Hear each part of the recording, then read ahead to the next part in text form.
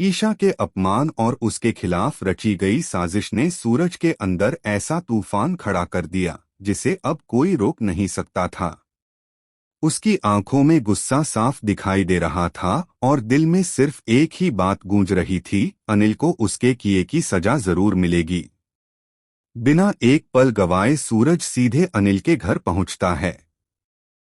दरवाजा जोर से खोलकर वह अनिल का कॉलर पकड़ लेता है और उसे घसीटते हुए अपने घर की तरफ ले आता है।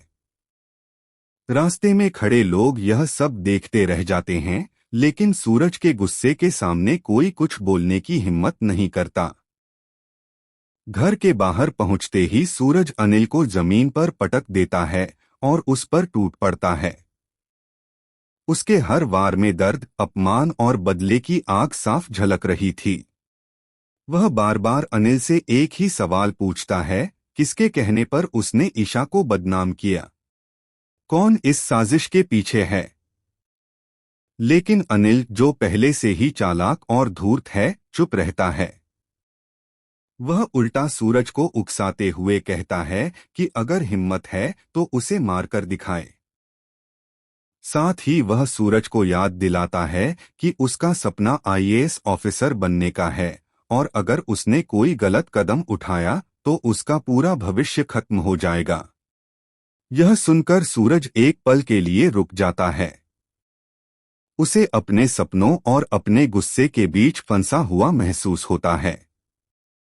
लेकिन अगले ही पल उसका दिल कहता है कि उसकी पत्नी की इज्जत सबसे ऊपर है। वह गुस्से में फिर से अनिल का गला पकड़ लेता है, मानो आज ही सब खत्म कर देगा। आसपास खड़े लोग डर जाते हैं और किसी तरह उसे रोकने की कोशिश करते हैं। तभी अनिल एक नई चाल चलता है। वह जोर जोर से चिल्लाने लगता है और गांव वालों के सामने सूरज पर झूठे आरोप लगाने लगता है। वह कहता है कि सूरज खुद अपनी पत्नी को बदनाम कर रहा है और अब सच छुपाने के लिए उसे मार रहा है।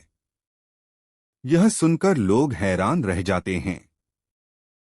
कुछ लोग अनिल की बातों पर विश्वास करने लगते हैं, जबकि कुछ लोग चुपचाप तमाशा देखते रहते हैं। सूरज की सच्चाई भीड़ के शोर में दबने लगती है। मोहल्ले के कुछ बुजुर्ग आगे आकर सूरज को चेतावनी देते हैं कि अगर उसने फिर से अनिल पर हाथ उठाया तो वे उसके खिलाफ खड़े हो जाएंगे। सूरज खुद को अकेला महसूस करने लगता है।